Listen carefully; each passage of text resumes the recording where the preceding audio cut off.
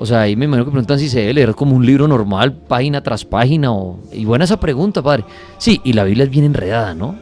Sí, es muy compleja, mire, tanto así que hasta los años 50 aquí en Colombia, en muchos países, la prohibían porque decían que se volvían locos y que era pecado, entonces estaba en latín. Ya en el Concilio Vaticano II dijeron, no, hay que pasarla a las lenguas nativas, vernáculas, a las lenguas de cada país, y es ahí cuando empieza ese estudio, digámoslo así, de poder leer la Biblia, porque antes era un pecado, usted no podía leer la Biblia. Ahora, la Biblia es uno de los libros, Biblia viene de biblios, que quiere decir colección de libros. Okay. Hay varios temas y varios libros en esa colección. Y para entenderlo, eso no es que usted coja y abrió y dice, ay, sí, esto y lo otro y ya entendí.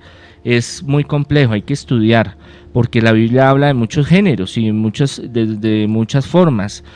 Tiene parte histórica, tiene parte poética, tiene parte sapiensal. Pero entonces si uno quiere desde hoy, padre, no escoger la Biblia y empezar en la página 1 y leer y pasar a la 2, la 3 como un libro. Yo recomiendo la parte, digamos, más fácil de entender para nosotros sería desde los Evangelios, el Nuevo Testamento.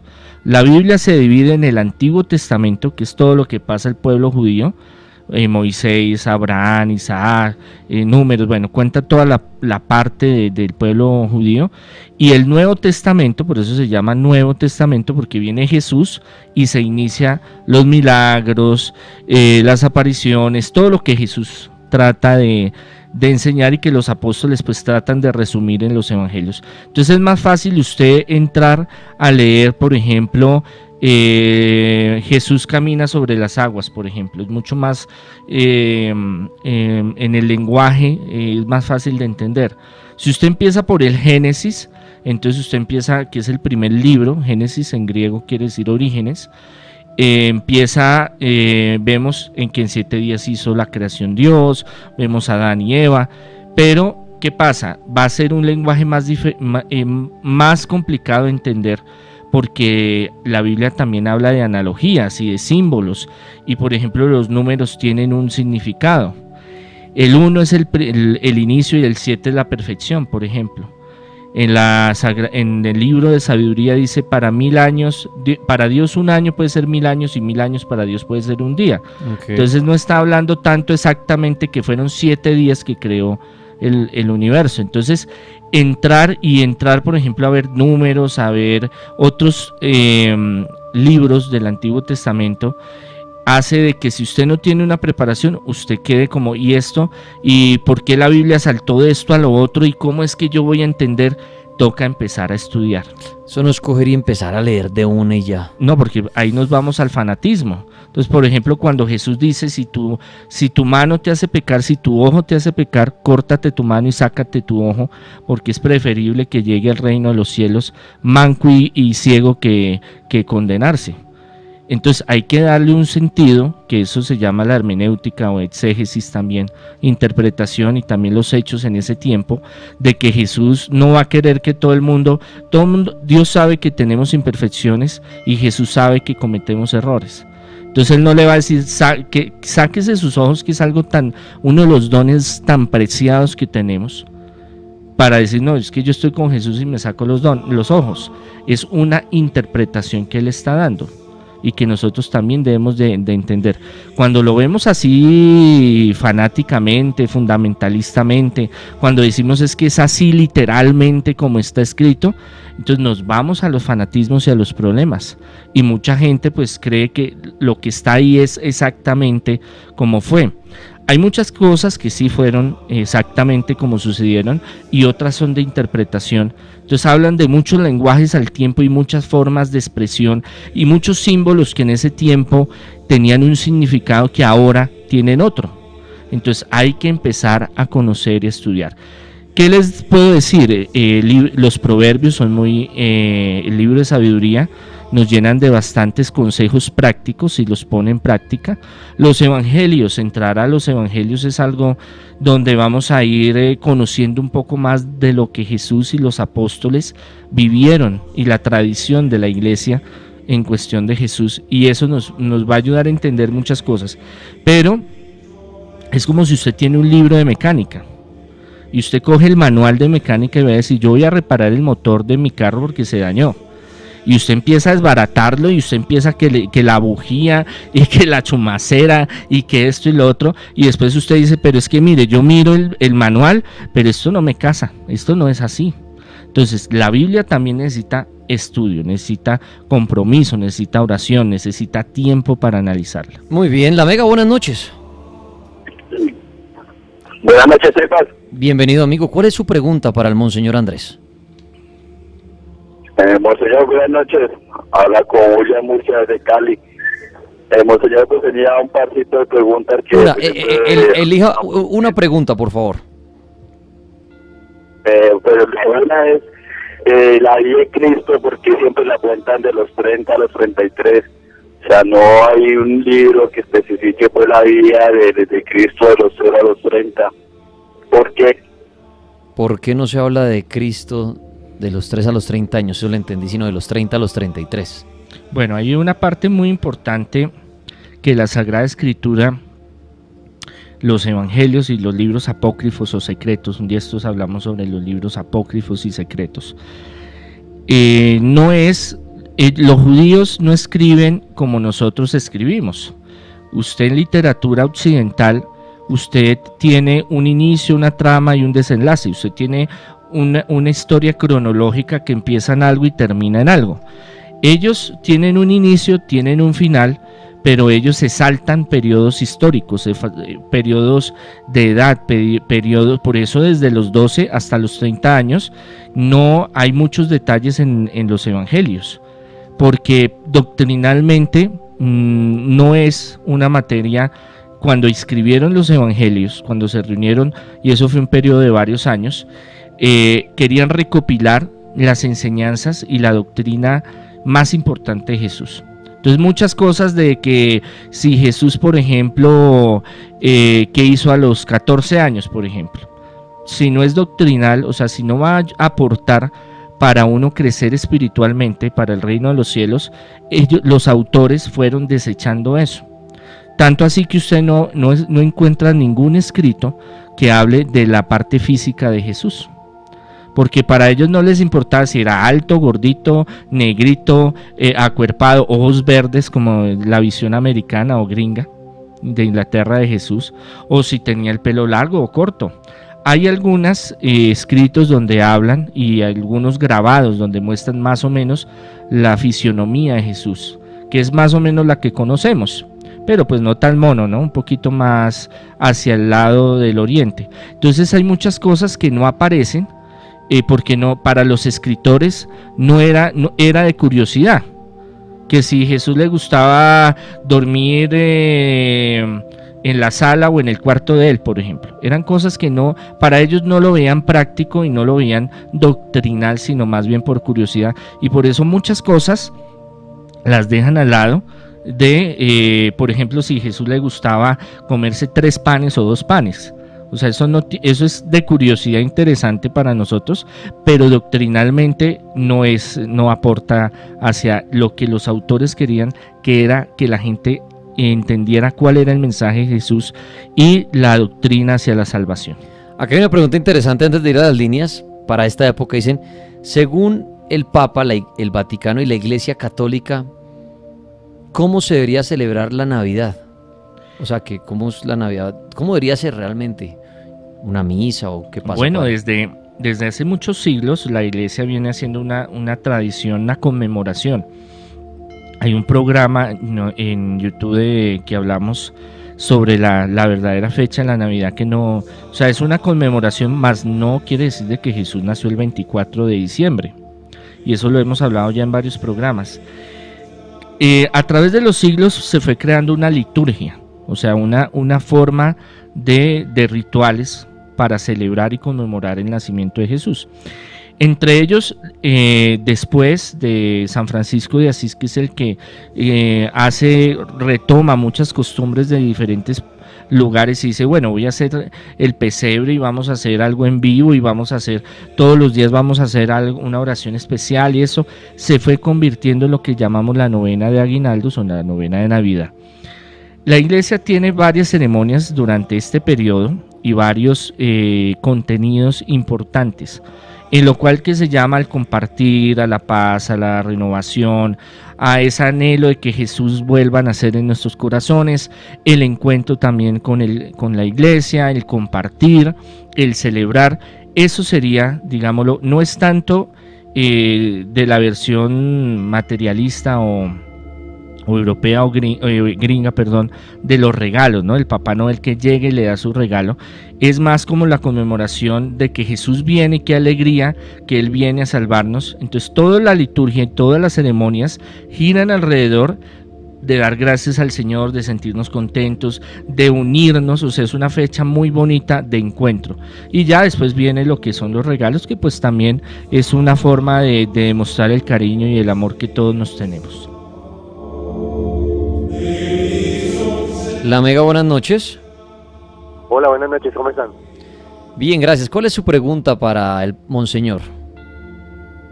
No, pues normalmente en la Eucaristía, cuando leen un pasaje de la Biblia, entonces dicen palabra de Dios, uno se queda pensando a través de la historia qué tan manipulada pudo ser por el hombre la Biblia, las Escrituras, y si de pronto a través de la historia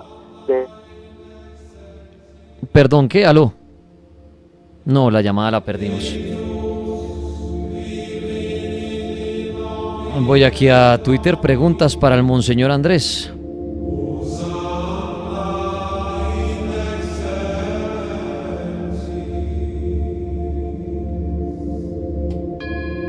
En Twitter con el numeral Papá Noel en el cartel.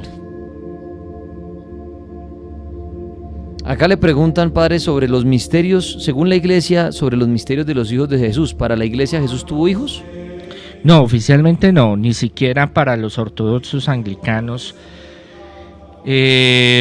católica apostólica romana, ni los demás. Los únicos que de pronto hablan algo son los coptos, que es una comunidad que se separa de los ortodoxos, o los ortodoxos se separan de ellos. Nunca se ha aclarado ese punto, pero ninguno de ellos habla de que tuviera más hijos. Eso nace en la Edad Media con los carolingios y toda una tradición en el sur de Francia que habla de Sarita, que supuestamente es la hija de María Magdalena y de Jesús, que ahora dicen que es un niño. No hay pruebas, pero como lo hemos dicho antes en otros programas, si Dios, el Padre, quiso tener un hijo, no veo yo personalmente de que Jesús haya tenido un hijo que sea pecado. Al contrario, da vida a otra vida. ¿Por qué creo que no tuvo? Primero, no hay hallazgos arqueológicos ni de importancia histórica que digan que tuvo hijos. Segundo, él venía a un propósito que era dar su vida por nosotros y traernos la salvación, y él lo tenía claro. Desde el principio que empezó a reclutar a los apóstoles, les dijo todo lo que iba a pasar, que ellos no quisieron entender o no tenían como ese momento, esa madurez espiritual para entender ese sacrificio tan grande que él iba a hacer. Tuvo muchas oportunidades de irse, hasta un rey de la India le propuso que se fuera, después hablamos de esa historia, y no lo hizo. Y hasta que al frente de Pilatos, y él le trata de ayudar Pilatos varias veces diciéndole, bueno, pero me dicen que usted es el rey, ¿eso es verdad? Dígame la verdad, ¿eso es así? Y él le dice, tú lo has dicho. Entonces él tuvo muchas oportunidades de salvarse, pero si él sabía, y él lo dijo una vez, así como a Juan Bautista lo persiguieron, a ustedes por mi causa los van a perseguir. Él sabía que la vida de él tenía que llegar a un objetivo en el cual tendría que dar su vida, y que si él dejaba familia iba a ser perseguida, iba a ser totalmente, si a los apóstoles los persiguieran, y ellos les tocaban esconderse por un buen tiempo, por épocas, no hubo mucho. Los primeros 3 siglos fue de mucha persecución. Hubieron épocas donde emperadores les decían, bueno, eso no me interesa a mí, mientras usted pague los impuestos y mientras usted haga cosas buenas, que sea cristiano o no sea cristiano no es mi problema. Pero otros sí se volvieron terribles, sanguinarios, persecutores de ser cristiano. Entonces no creo que Jesús haya pensado, o yo me pongo en los zapatos de Jesús y decir, yo sé para dónde va, dónde voy a terminar, qué va a suceder, voy a resucitar y toda esta cuestión, a dejar familia, a hijos, hijas regadas por ahí. Ahora, ¿por qué no hay pruebas? Porque para los judíos, y como Jesús lo reconocían como rabino, como maestro, rabí, la mayoría de los rabinos tenía su familia y se veía bien que tuviera familia. No quiere decir de que no todos tuvieran, había gente que no, como Juan Bautista no tenía familia, y había gente que se dedicaba a vivir solos, o sea, no procrear, digámoslo desde esa parte, pero no se veía mal que el rabino tuviera familia. Y no hay textos donde hable de que sí estuvo casado, de que tuvo familia, de que se enamoró. Él, en un concilio se habla y se dice un dogma que hay que se dice: es verdadero Dios, verdadero hombre. Entonces, ¿eso qué quiere decir? De que también muy posiblemente se enamoró de alguna feligres o pudo haber tenido su romance, pero eso no le quita su divinidad ni lo que vino a hacer. Pienso yo, analizo y digo, si yo fuera Jesús y yo sé que me van a crucificar y me van a hacer un poco de vainas y cosas terribles, yo no voy a dejar por ahí hijos regados que sufran. Seguimos con el Monseñor Andrés Tirado hasta ahora en el Cartel Paranormal. Ustedes le hacen la pregunta que quieran relacionada obviamente a los exorcismos, la brujería, la iglesia, Jesús, María, los apóstoles, el diablo, en fin, lo que ustedes le quieran preguntar. La Mega, buenas noches. Se cayó la llamada aquí. Padre, acá dicen otra relacionada a la Biblia. Si siento temor en mi casa por actividad paranormal, ¿es bueno abrir la Biblia, y leer cualquier fragmento? ¿Eso sirve, padre? Claro, mire, ¿O el solo tenerla ahí, por ejemplo? Las letras. Bueno, hablamos de que en el Génesis dice, Dios dijo, hágase el hombre, y el hombre se hizo. Dijo, sepárese las dos bodegas del cielo y de la tierra, el mar y el cielo, y se separó. Y el verbo se hizo carne y habitó entre nosotros. Entonces, la cuestión del verbo, de la palabra, no solo en el cristianismo, catolicismo, sino en todas las demás civilizaciones, tiene un poder grande. Aún en la brujería, en la hechicería, en el satanismo, los grandes rituales, grimorios y pactos y toda esa cuestión la hacen es con las palabras. Pero también hay un poder escrito. Entonces el poder escrito trasciende tres cosas muy importantes. El deseo que usted tiene en su corazón por escribir, su mente, lo que está transmitiendo, y la fuerza, la energía física al escribir. Por eso los musulmanes, los hindúes, los budistas, taoístas, indígenas, desde tiempos muy antiguos, sus conjuros, sus invocaciones, momentos especiales, rituales, los escriben, unos con sangre, otros con otros elementos. O sea, la escritura no solo tiene un poder de un lenguaje de comunicación, sino un lenguaje poderoso, místico.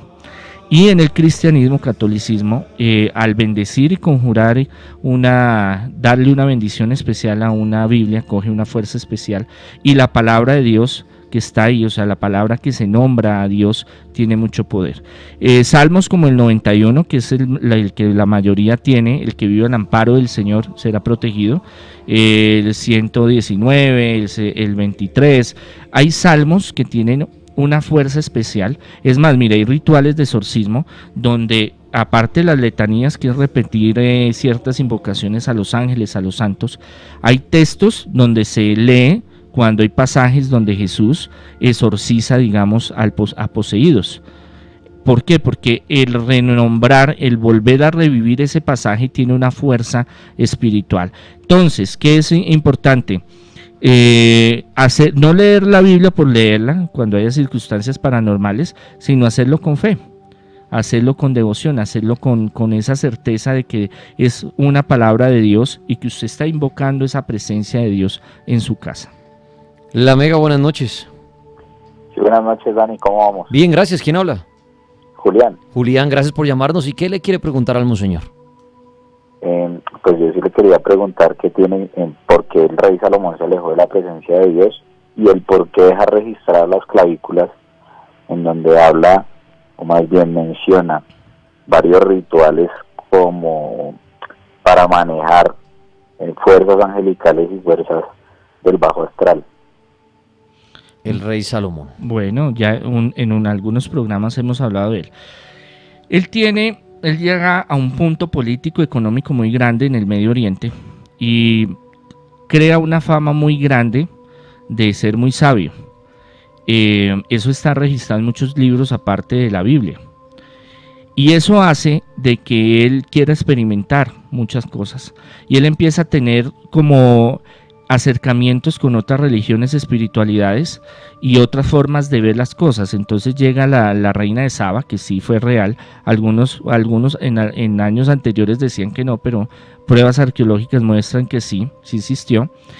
Es más, tienen una descendencia de un hijo. Bueno, eso es otra historia larga. Y es cuando él empieza como a experimentar sobre espíritus y demonios. Ahora, hay que aclarar una cosa: las clavículas, los grimorios y demás rituales que hoy en la actualidad usted baja a internet, primero, son incompletos, segundo, no los escribió el rey Salomón. En la Edad Media se los achantaron a él, que es diferente, porque realmente los libros, hay muchos libros que se han perdido a lo largo de la historia de la humanidad. Esos libros que recopilaban ciertos secretos o trucos, igual como el anillo que se habla que es muy poderoso del rey Salomón, todo eso se perdió, como hablamos la vez pasada de muchos artículos religiosos, como el Arca de la Alianza. Son muchas cosas que se han perdido. Entonces, ¿qué hacen? Un brujo, por ejemplo, hace una recopilación en la Edad Media de hechizos y de brujerías. ¿Qué hacen ellos? Muchas veces, para darles un valor agregado, por ejemplo los de San Cipriano, que fue un santo, bueno, fue brujo, después pasó a ser santo, pero que seguía ahí en una forma clandestina, sacando libros de él y hechizos y toda esta cuestión. Uno decía, bueno, yo voy a coger una parte de este grimorio, que ya es viejo, de algún lado, y yo le meto mi parte, mi fragmento, y aparte digo que es de San Cipriano, para que coja fama. Eso hacían mucho en la Edad Media, sobre todo con la mayoría, como les digo, no hay textos que se conserven de el rey Salomón, hasta estos días no los hay. Hay los grimorios, como yo les digo, recopilaciones, las famosas clavículas, que son copia de otros grimorios y otros hechizos y otros textos antiguos, que fueron recopilándolos y los fueron armando y dijeron, mire, este es el del rey Salomón. Pero, como les digo, no hay pruebas de que haya esa unidad con él. La Mega, buenas noches. Buenas noches. Gracias por llamarnos. ¿Cuál es la pregunta para el monseñor? Sí, señor. Mi pregunta es, a lo largo de la historia, porque la Iglesia Católica ha cambiado mucho de parecer. Cuando estaba lo de la Inquisición, pues hacían sus respectivas cosas con masacres y eso. Y pues también ahorita, a lo largo de eso, vemos la pederastia y todas esas cosas en cuestión. Y, o sea, yo llegando a la conclusión es que la Iglesia Católica misma se va a ir contradiciendo cada vez más, porque cada vez ella misma se va de para atrás con lo que debe ser, como lo tiene que lo que dice la Biblia, en el orden que es lo original que Dios estipula. O sea, quiero entender, ¿cuál es la pregunta para el padre? Que pues la verdad, la Iglesia Católica es un fraude. Eso es lo que quiero decir. Por eso, usted dice es un fraude. ¿Cuál es la pregunta para el padre, por favor? Sí, o sea, ¿por qué esto cada vez siempre quiere quedar bien en el momento? El momento, pues, ahorita sobre la pederastia, el pontífice dice sus respectivas cosas y su opinión, que es culpa del diablo, siendo que el diablo no tiene nada de culpa, porque todo el mundo le echa la culpa al diablo. Su pregunta es, a ver si le ayudo yo, que ¿por qué la Iglesia es tan mala y trata de mostrarse tan buena? Sí. Ok, esa es la pregunta, padre, que ¿por qué la Iglesia es tan mala y hace actos malos, y los padres algunos son malos y tratan siempre de decir que son buenos y que entonces todo el mal es del diablo? Esa es la pregunta. Claro, mire, es que tenemos que también ser muy coherentes y muy racionalistas y ver cómo es la humanidad. Y la Iglesia, aunque hay personas muy buenas y que hacen cosas muy maravillosas a lo largo de muchos siglos, también hay gente que busca el poder y que busca hacer maldades y que busca... No entran a la Iglesia para hacer un bien humanitario. Dios tiene un propósito, pero el ser humano se encarga de cambiar ese propósito, torcer las cosas, como decimos nosotros, para buscar un bien material, digámoslo así, el poder. El poder más grande que existe es el religioso. Porque usted le puede decir a una persona, mire, tírese del 5º piso o vaya y mate a fulano y usted va para el reino de los cielos. Si usted le dice, tírese del 5º piso, vaya mate a fulano por 500,000 pesos, la persona dice, no, que va, no. Pero si usted le dice, mire, usted va a ir para el reino de los cielos y no le va a pasar nada y va a estar súper bien, es un poder más grande que cualquier otro. Más que el político, más que el económico, más que el familiar, más que el sentimental, porque es una cuestión que sobrepasa los valores establecidos. Y desafortunadamente en muchas épocas, y vivimos en momentos muy terribles, hay personas y han habido personas que han hecho mucho mal y que han disfrazado sus bajos deseos y su corrupción por hacer daño y lo escudan poniendo a Dios. Y eso no solo está en la religión católica, en los judíos están, en los islámicos están, en los budistas están, en todo lo que sea humano. El ser humano es muy manipulador. Entonces no podemos generalizar que todo el mundo, porque entonces diríamos, no, es que todos los colombianos son narcotraficantes, por ejemplo. Y no, aquí hay gente que trabaja, se rompe el lomo todos los días para hacer cosas buenas. Entonces también la iglesia, sí, yo no le voy a ocultar todos los problemas, escándalos que hay, y tiene que haber un cambio, una transformación. Eso es lo que también el Papa Francisco quiere. Pero dentro, y eso hemos hablado en varios programas, hay una mafia dentro de muchas cosas, un poder terrible que lo manejan los seres humanos a su antojo. Y eso también se vale el enemigo para hacer que todas esas cosas negativas se sumen y hagan mal. Padre, aquí en Facebook, en el grupo del Cartel Paranormal, muchos coinciden en preguntar esto. De un libro que desaparecieron de la Biblia, un libro de María Magdalena, que qué tan cierto es eso y qué era ese libro. No, no es un libro que desaparecieron de la Biblia. Lo que pasa es que cuando los apóstoles se reúnen, pasan 40, 50, 60 años, los apóstoles más viejitos empiezan a pensar, bueno, y nosotros nos morimos, ¿y qué pasa?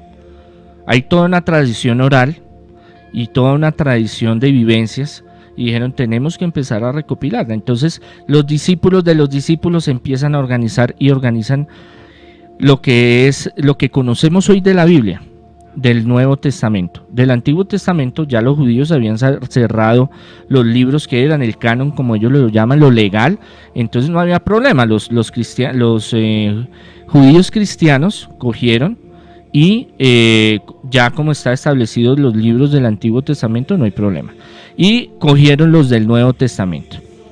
¿Qué pasa? Que habían muchos otros grupos que también escribieron cosas sobre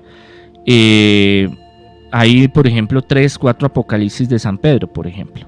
Y en el Evangelio, la Biblia convencional o canónica, pues solo aparece el Apocalipsis de Juan.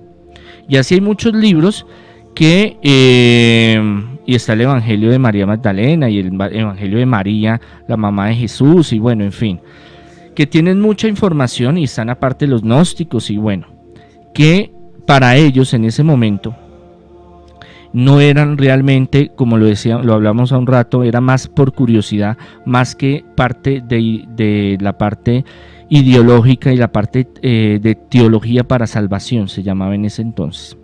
Entonces entre ellos se peleaban y entonces unos se aceptaban unos libros, otros no. Llega Constantino y reúne en el 316 a todos estos obispos, hacen una reunión, un sínodo, que quiere decir una reunión de obispos, donde dicen, yo necesito estabilizar la iglesia en el reino romano. Y yo no puedo pasármela diciéndole, hoy sí apruebo un libro y mañana no. Hoy sí creo esto y mañana no. Que porque el obispo tal cree y el otro no cree. No, yo necesito que ustedes se reúnan y así como lo traen desde los apóstoles, necesito que la parte sustancial de la ideología de Cristo me lo narren y queden en los evangelios. Hasta ahí quedó, por eso hay muchos libros que no entran, y con el paso de los años se han vuelto a encontrar desde hace 100 años, 50 años, hallazgos arqueológicos que lo que han hecho es comprobar que esos primeros escritos de los apóstoles, de los discípulos, siguen siendo idénticamente a los que hay. ¿Qué es lo que pasa? Que la iglesia sí ha manipulado mucho, y no solo la iglesia católica, apostólica y romana, también podemos hablar de las evangélicas y de otras. ¿Por qué? Porque ya viene una cuestión de interpretación. Puede decir una cosa la Biblia, pero yo la puedo adecuar a mis intereses. Entonces yo necesito que usted en las cruzadas vaya y mate a un poco de gente allá, mujeres y niños, porque aquí dice que los impíos o los que no están con Dios se van a condenar. Entonces, como están condenados, vaya mi hijo, mátelos, que no pasa nada. Ya viene, es una cuestión muy diferente, pero el texto integral, digámoslo así, de los evangelios y de los libros que hay, se ha tratado de mantener muy fidedigno, y eso lo comprueban los hallazgos arqueológicos últimos que se han encontrado. La Mega, buenas noches. Muy buenas noches, Dani, ¿cómo le ha ido, hermano? Bien, gracias. ¿Quién habla? Hola, Gabriel Romero. Gabriel, gracias por llamarnos. ¿Qué le quiere preguntar al monseñor? Pues algo bien interesante es sobre uno de los apóstoles de Salvador Jesucristo que escogió en su ministerio en Jerusalén. Y es algo curioso que está ahí en la Biblia, en el Nuevo Testamento, sobre Juan el Amado, el apóstol Juan, que escribió el Apocalipsis. Ahí en el capítulo 21 de Juan, a partir del versículo 21, estaban hablando Pedro y el Salvador, y en eso entra Juan, y entonces Pedro le pregunta a Jesús sobre Juan, ¿no? ¿Y este qué? Y entonces Jesucristo le dice: si yo quiero que él quede hasta que yo venga, queda a ti, sígueme tú. Y ahí dice que se corrió como el rumor entre los seguidores y discípulos de Jesucristo, que este discípulo Juan, el apóstol Juan, no moriría. ¿Qué conocimiento tienen al respecto de Juan como alguien que no iba a morir hasta que venga Jesucristo? Bueno, mire, a veces creemos que es que el grupo de los apóstoles eran unas amiguis y andaban para arriba y para abajo y que camaradería y venga y que lo quiero y que venga y lo ayude. No, mire, no somos ángeles, los seres humanos no somos ángeles, o sea, no somos perfectos. Tenemos nuestros egos, nuestras soberbias, tenemos muchas cosas dentro de nosotros. Y entre los apóstoles, por eso duraron 3 años, noche y día, Jesús con ellos. Y todo el tiempo usted lee los evangelios y ve cómo Jesús los corrige, les anda duro, porque quieren tener los primeros puestos, quieren mandar, quieren organizar las cosas. Y entre ellos, digámoslo así, se tiraban duro. Es más, los Hechos de los Apóstoles y después otros libros apócrifos hablan de que tuvieron muchas discusiones y muchos problemas que no se supieron entender, pero siempre los unía el deseo de evangelizar, el deseo de llevar el mensaje de Jesús, de amor, de misericordia, de encuentro, así no se quisieran, digámoslo así, es que nos venden esa visión de que se querían y se amaban y andaban de lo lindo. No, ellos tenían unas formas diferentes de pensar, cultura diferente, algunos eran revolucionarios, otros veían a Jesús de una forma. Él les pregunta varias veces, mejor dicho, es un revuelto. Con Juan pasa una cosa, que es uno de los discípulos amados. ¿Por qué? Porque desde muy joven siguió a Jesús, desde los 15, 16 años empezó a seguir a Jesús, ya todos eran maduros.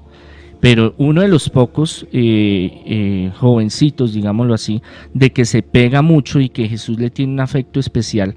Algunos dicen que era homosexual, eso nunca se ha comprobado. Igual yo no creo que Jesús vaya a ser rechazar. Él nunca rechazó a trabajadoras sexuales, ni publicanos, ni ladrones, nada. Él vino fue a estar con todo el mundo y a llevar su amor y su misericordia. Y había un celo con él. ¿Por qué? Porque es que Jesús le tenía como cierta compasión a él, cierto cariño. ¿Por qué? Porque Jesús sabía las persecuciones, porque se los dijo a varios. A Pedro le dijo: mire, llegará un momento en que a usted lo van a abrazar y le van a llevar al sitio donde tú no quieres, dándole la profecía que después lo iban a crucificar también. Y así a todos los apóstoles. ¿Qué sucede? Uno de los que por cosas de Dios llegó a vivir muchos años, casi se habla que hasta los 70, no hay una fecha exacta, es Juan, el discípulo amado. Y tiene una vida muy diferente, aunque también le toca vivir cosas muy duras, y casi toda su vida le tocó vivirla en prisión, pero era un prisionero VIP, digámoslo así, no era el que lo tenían allá como los otros apóstoles que les tocaba chupar calabozo y pasar necesidades, no. Era un día estos hablamos bien sobre Juan, el apóstol Juan. Y fue uno de los últimos, por eso se asocia, digámoslo así, a lo que Jesús dijo de que él iba a estar hasta avanzada edad. En eso se hace digamos, esa comparación de que cuando Jesús dice de que él iba a estar hasta el final. Muy bien, preguntas para el Monseñor Andrés, lo pueden hacer. Vamos con él hasta las 11 de la noche. Aprovechen a preguntar alguna duda de la Biblia, de la iglesia, del diablo, de los exorcismos, de la brujería. La Mega, buenas noches. Hola, buenas noches. ¿Quién habla? Cristian. Cristian, ¿cuántos años tiene usted? 25. Cristian, ¿cuál es la pregunta para el padre? Le iba a preguntar que si los rituales prohibidos por Dios existen o no y por qué no se pueden realizar. Rituales prohibidos por Dios. ¿Cuáles son los rituales, padre?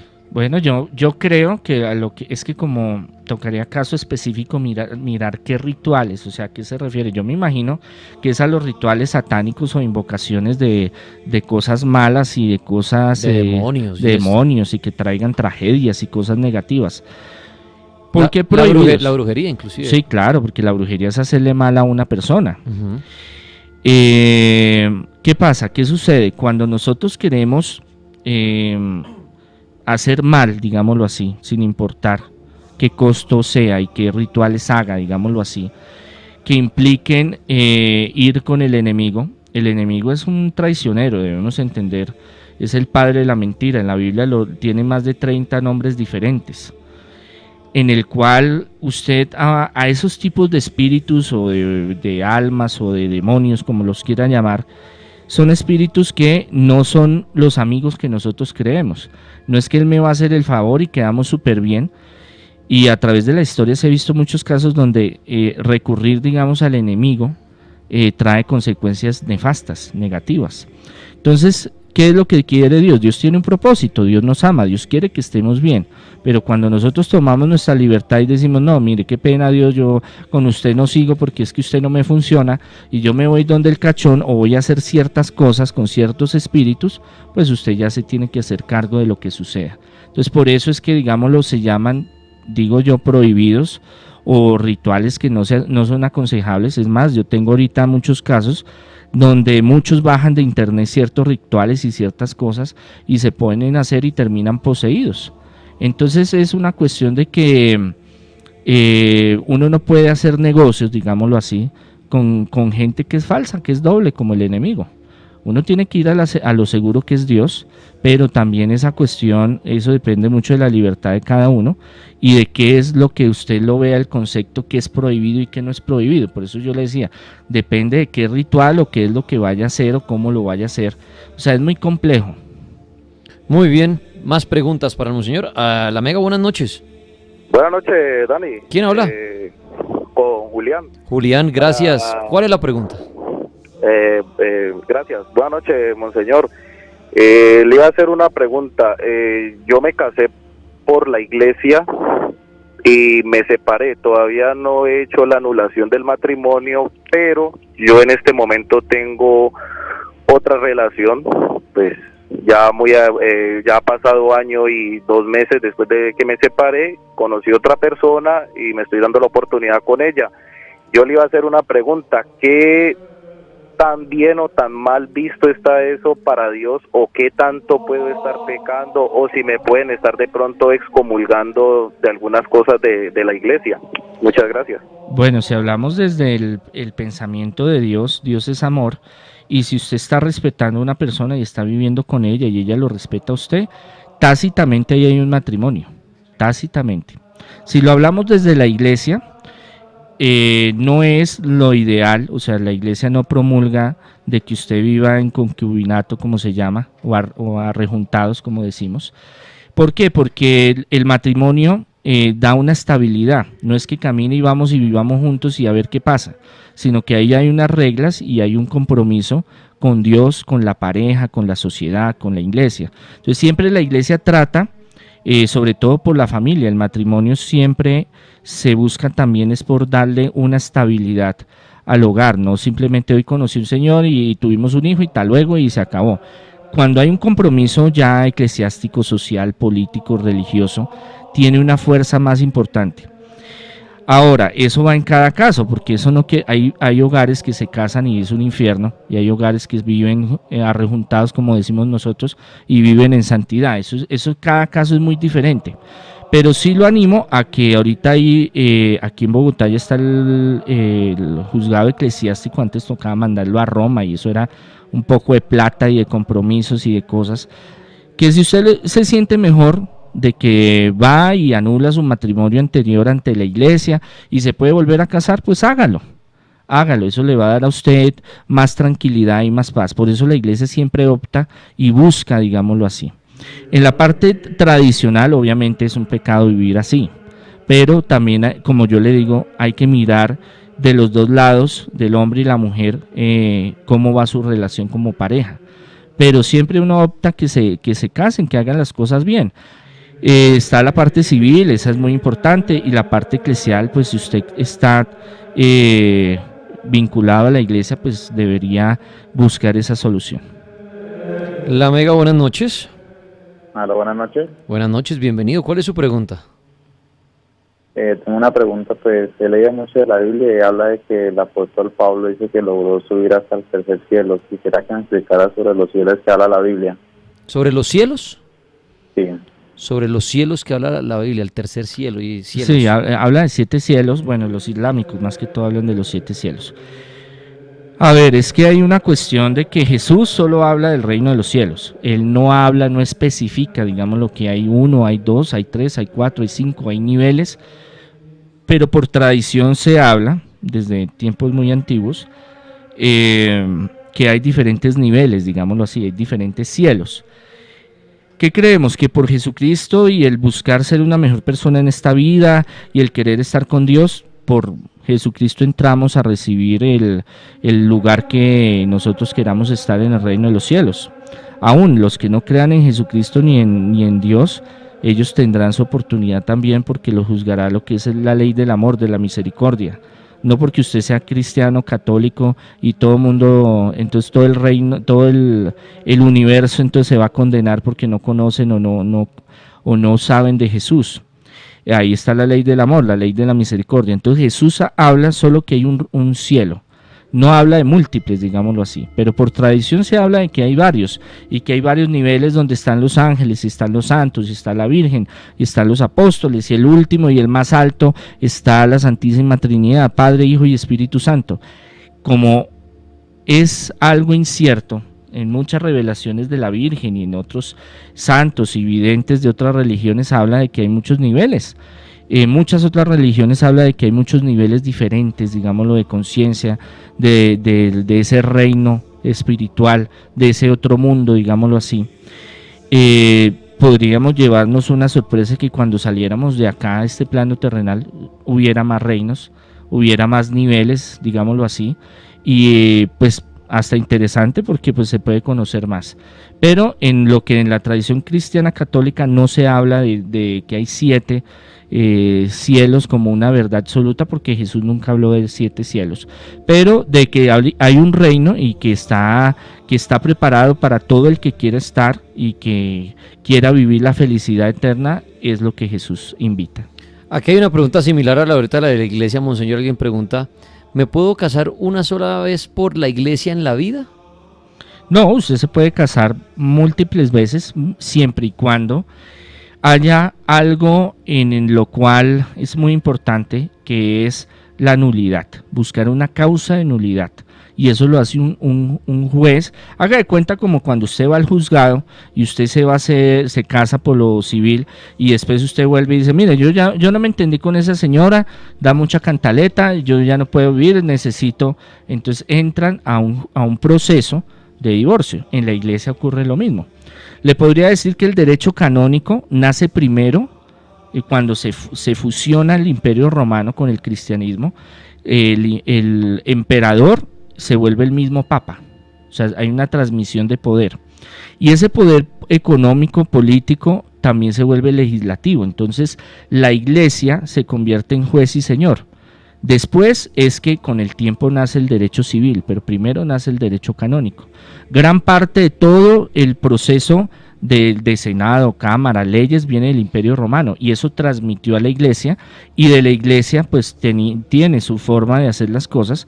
Entonces es lo mismo, usted va y contrata un abogado eclesiástico, que muchas veces es un sacerdote especializado en derecho canónico, que le dice, bueno, mire, su proceso es este, y realmente yo veo que una causa, por ejemplo, de disoluciones de nulidad, es que ustedes se casaron en un sitio que no tenía jurisdicción del cura. Usted tenía que casarse con el cura de su barrio, pero no, usted les dio por irse a Chía, por ejemplo, y casarse allá. Con esto yo me puedo pegar a hacer el proceso para... Y ese es uno de los tantos ejemplos que puede suceder. Y da un máximo de 2 veces que se puedan divorciar. Eso es lo que habla el derecho canónico. Ya es muy diferente. Sí, como todo pleito jurídico, puede ser que usted lo gane, puede ser que usted lo pierda. Entonces usted no le aseguran nada. Eso es un proceso, tiene que gastar plata, tiempo, para que después salga la sentencia y el obispo le firme un papelito donde le diga: por el derecho canónico tal, la cláusula tal, se revisó su caso, llegamos a la conclusión, hermanito, se puede volver a casar. Muy bien. La Mega, buenas noches. Buenas noches. ¿Quién habla? Mi nombre es Lourdes. Lourdes, bienvenido. ¿Y cuál es su pregunta para el monseñor? Bueno, tengo 2 preguntas para monseñor. La primera. Escójame una de las 2. ¿Existe y por qué está existiendo el diablo? Pues, espere un momento, con calma, por favor. Bueno. Monseñor, es que es una pregunta para la oportunidad mucha gente. Sí. ¿Por qué existe el diablo? El diablo existe porque él quiso existir. Él era un ángel muy bello. Eran muchos ángeles. A veces pensamos que solo uno. Satanás, Belcebú, Lucifer, decimos es que es uno. No, eran muchísimos. Y no les gustó la organización que Dios estaba haciendo para el ser humano y para Jesús. Y se rebelaron y dijeron: no, yo no quiero más este cuento. No, esto no es lo mío. Y empezó las diferencias. Entonces el demonio, él como tal defiende lo de él, sus parámetros, sus criterios, lo que él quiere. Entonces nosotros los seres humanos somos enemigos de él por naturaleza, y Jesús también. Por eso es que nunca hay pactos satánicos, digámoslo así, que salgan sin represalias o contra... en doble vía, digámoslo así, porque sencillamente el demonio no busca el bien para el ser humano, sino busca hacerle daño. Muy bien, acá David Bustamante en Twitter me dice: Tripas, felicíteme de cumpleaños, cumplo 20 años, bueno, un abrazo. Monseñor, aquí le hace una pregunta en Twitter y es: ¿por qué cree usted que la religión católica es la verdadera? Lo pregunta Mateo Montoya. A ver, es que una cosa es Dios, otra es Jesucristo, otras las religiones. El matricularse con una religión establecida, entre ellas está la católica, está la evangélica, está la, ortodoxa, anglicana, independientes, hay muchas. La verdadera solo está en para mí, para los parámetros de lo que Jesús enseña, es lo que Jesús da, su amor, su misericordia, su camino. Ya la institución como tal, que pasa mucho tiempo después y se crea, porque la Iglesia Católica fue creada en el 316 con Constantino, porque se abre el cristianismo tiene muchas vertientes y se separan unas de otras, y eso no me lo invento yo, eso lo pueden mirar en la historia. Todas las religiones, como les digo, hay personas que, y eso el Papa Francisco, desde Juan Pablo II, Juan 23, empezó un cambio hasta el día de hoy, de que la Iglesia Católica no es la única que hay, sino que todas las espiritualidades y todas las religiones también son muy válidas. ¿Qué es lo que pasa? Que muchos son fanáticos y creen que solo hay un camino para llegar a Dios. No, hay muchos caminos. Gandhi decía: me encanta el cristianismo, me fascina Jesús, vivo enamorado, así lo escribió varias veces, pero no me gustan para nada los cristianos. ¿Por qué? Porque ellos dicen una cosa y hacen otra. ¿Por qué? Porque en Jesús se resume todas las diferentes ideologías, teologías, pensamientos. El ser humano que es en el amor, en la misericordia. Esos son valores intrínsecos que están en el ser humano.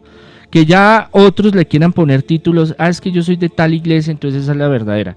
Los islámicos dicen, no, esta es la verdadera, ustedes son los demonios y yo tengo que irme a la yihad, a la guerra santa y acabar a los demonios, que son ustedes. Los hindúes, los budistas, los hinduistas, cada uno tiene su versión. Yo no creo en tanto en que solo haya una iglesia como tal, no. Yo creo que en lo que en las enseñanzas que Jesús da es que Dios le da oportunidad a todos para encontrarse con Él, de unos y de otra forma, y cada uno mira. Recuerden, yo soy católico independiente de la Congregación Sacerdotal Internacional, no soy católico apostólico y romano, lo hemos dicho en varias charlas. Eso no quiere decir que esté en contra de la Iglesia Romana ni el Vaticano, porque todos los de la congregación en su mayoría pertenecimos a la Iglesia Católica Apostólica y Romana. Es más, queremos mucho al Papa Francisco porque él tiene ideas en la cual está ayudando a que la Iglesia, y ahorita que tiene tantos líos tan graves, pues avance en este mundo tan complejo. La Mega, buenas noches. Buenas noches, viejo Tripas. Bienvenido, ¿cuál es su nombre? Andrés. Andrés, desde Cali. Su pregunta. Monseñor, quisiera preguntarle, ¿cómo es el proceso para entrar en el sacerdocio desde la congregación internacional en la que usted es obispo? Quisiera conocer un poco más sobre eso. Gracias. Bueno, pues interesantes las preguntas, pero eso está muy bien. Bueno, para ser de la congregación, en Google encuentran los datos de nosotros, nos escriben y empiezan un proceso. Dependiendo de qué ciudad, en qué país se encuentren, qué formación tengan, si les falta formación, nosotros pedimos, digámoslo así, que el sacerdote necesita una formación para lo que va a hacer. Así como el médico va a ir a operar, necesita saber cómo operar, el sacerdote también necesita estar preparado.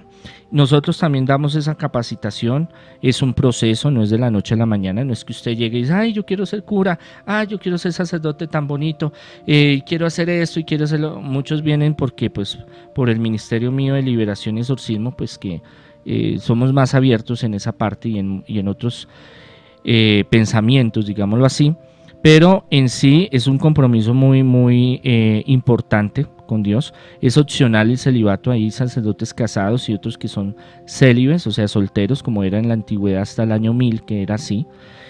Y nuestra prioridad es evangelizar y que el sacerdote se desarrolle en esa parte misionera, como volver al inicio del cristianismo, de esos apóstoles, de esos discípulos que iban misionando, que iban ayudando, que tenían una relación directa con la gente. Eso es lo que buscamos. Y es un proceso.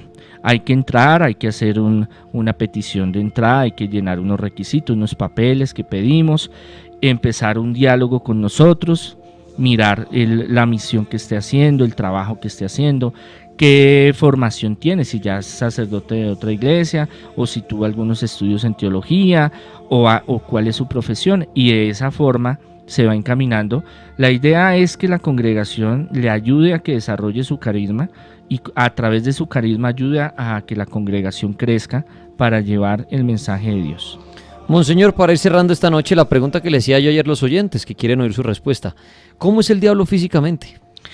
El diablo físicamente, tenemos que cambiar esa idea, y eso lo hemos hablado varias veces, de la Edad Media, donde pintan al demonio con cachos y cola y fuego y con cuernos. Esa fue una visión, digámoslo así, que tuvo la iglesia en la Edad Media, porque prohibía el leer la palabra de Dios, la Biblia. Y era mucha gente ignorante, que era analfabeta, que no sabía escribir ni leer. Y la misma iglesia, digamos que llega el momento en la Edad Media donde toda la tecnología, los avances políticos, científicos, económicos, todo lo que el Imperio Romano desarrolló se desapareció. Se quebrantó, se destruyó el Imperio Romano y con eso se perdió la tecnología, la ciencia, todo lo que venían trabajando. ¿Quién llenó ese espacio? La iglesia. Y la iglesia quería mantener al pueblo, digámoslo así, eran estados feudalistas, donde los reyes eran los que manejaban todas las cosas, y deseaban de que el campesino por lo general o los trabajadores fueran ignorantes. Entonces grandes universidades que se destruyeron, las acabaron, una que otra por ahí sobrevivió, donde se cultivaba todo el conocimiento en los monasterios, y era algo encriptado, encerrado, eso era algo que solo los reyes o los que tenían mucho poder podían llegar a una educación superior o avanzada. Entonces, para llenar, digamos, una forma de que la gente conociera un poco de qué era lo que había en la Biblia, empezaron a construir los monumentos y las pinturas, donde usted ve el Vía Crucis. Entonces Jesús, primera estación, segunda estación, lo golpean, cae, se levanta, y empiezan a pintar y a hacer esculturas después ya vendría el Renacimiento, y bueno, eso es otra historia, donde el cielo, el infierno. Entonces necesitaban llenarle psicológicamente a la gente un temor, de una obsesión demoníaca, en la cual, pintando al demonio de cachos, cola, y que iba a venir y se lo iba a llevar a la paila, a cocinarlo, a darle vueltas como un pollo de asadero, fue que mandaron el encargo a un monje que cogiera diferentes culturas e hiciera ese muñeco que nosotros conocemos como el demonio, Satanás, cachos, colas, fuego. Pero el demonio no es así, el demonio no es uno, empezamos por ahí, no es uno, son muchos. Cuando Jesús va a expulsar va a hacer uno de los exorcismos, él le pregunta ¿quiénes son? Entonces le dicen legión. Las legiones romanas eran de 6.000 a 10.000 hombres, imagínense, o sea que era una cantidad terrible. Y aparte de eso, el demonio es un espíritu, o son espíritus que pueden tomar muchas figuras de lo que usted quiera. Entonces por eso mucha gente que ha tenido contacto con espíritus, con demonios, los ven que son morenitos, altos, bien vestidos, blancos, rubios, mujeres, perros, niños, animales. Bueno, usted puede ver ahorita todas las películas desde hace 5 años para acá, y usted ve el demonio en todas sus facetas, disfrazándose, cambia de vestido cada nadita. Entonces es algo que no podemos decir tiene cuerpo físico. Si no tiene cuerpo físico, usted no puede decir es que es de tal forma o tal otra. Que pueda materializarse como se habla desde lo antiguo es otra cosa. Monseñor Andrés Tirado, me encantó tenerlo aquí en esta hora en el Cartel Paranormal. Los que quieran contactarse con usted para el tema espiritual, todo lo que usted hace también de brujería, exorcismos, liberaciones, ¿en dónde lo encuentran, padre? Sí, en Bogotá en las tardes al 600-3445, en Google, YouTube, Twitter, Facebook, Monseñor Andrés Tirado, Congregación Sacerdotal Internacional Católicos Independientes, Sanación, Liberación, Consejería Espiritual, Ayuda en Progreso, especializado, ya muchos saben que es el tema mío fuerte, son los exorcismos. También tenemos la escuela donde hay cursos presenciales y virtuales para crecer en muchas áreas y en estos fenómenos paranormales. Acabo de iniciar un curso en YouTube gratuito, el que quiera hacerlo, sobre conocimientos, estudios sobre parapsicología. Se llama Parapsicología para Todos, porque es que es bueno desde la parte científica, histórica, arqueológica y racionalista y espiritual también mirar todos estos fenómenos, cómo ocurren, y no solo con lo que nos a veces encontramos por ahí en las redes. Monseñor, muchísimas gracias. Dios los bendiga, feliz noche.